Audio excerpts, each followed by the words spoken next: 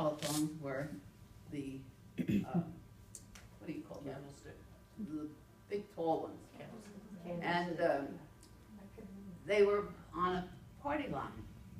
You picked up the phone and you just have to get the operator, but the other people on the line could also listen to your conversation. So I do remember as far back as those phones. And then I just, in one of my, in the album here, I have a picture of me when I was around 8 or 9 years old, and the telephone was already the cradle kind, but it was huge.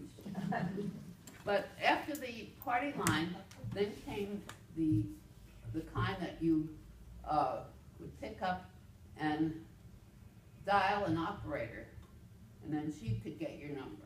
Or you'd talk into it and they would get the number, and then you would be able to dial it.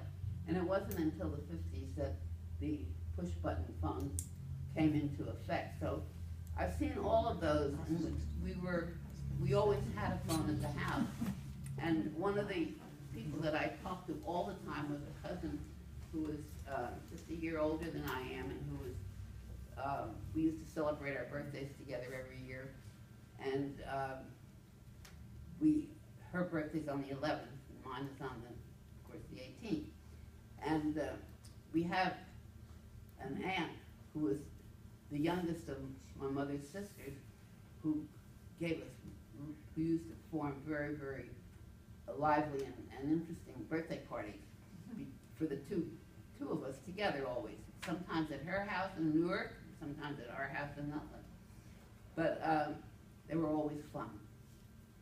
And let's see, I'm in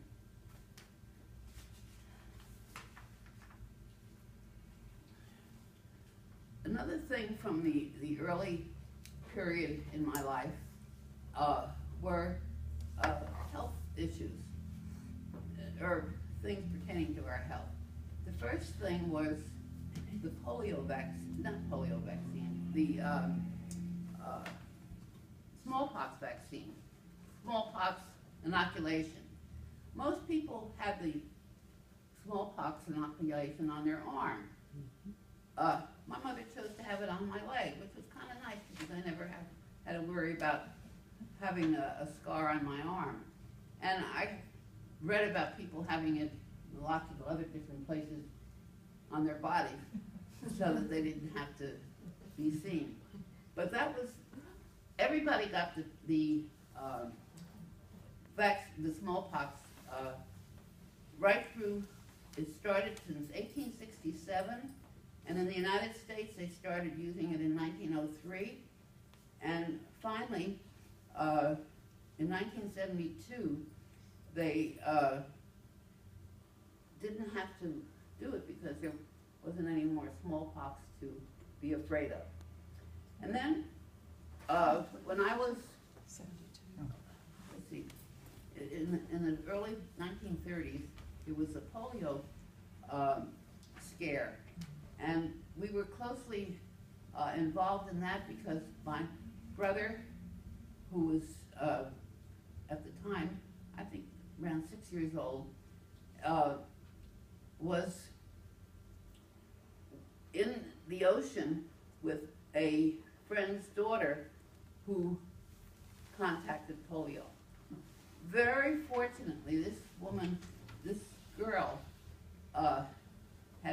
was treated by a chiropractor who did not believe in the current practice at that time of curing polio by keeping it well, what do you call it, wrapped up and not movable. But Dr. Miller treated Dorothy, and Dorothy didn't have any after effects of the polio.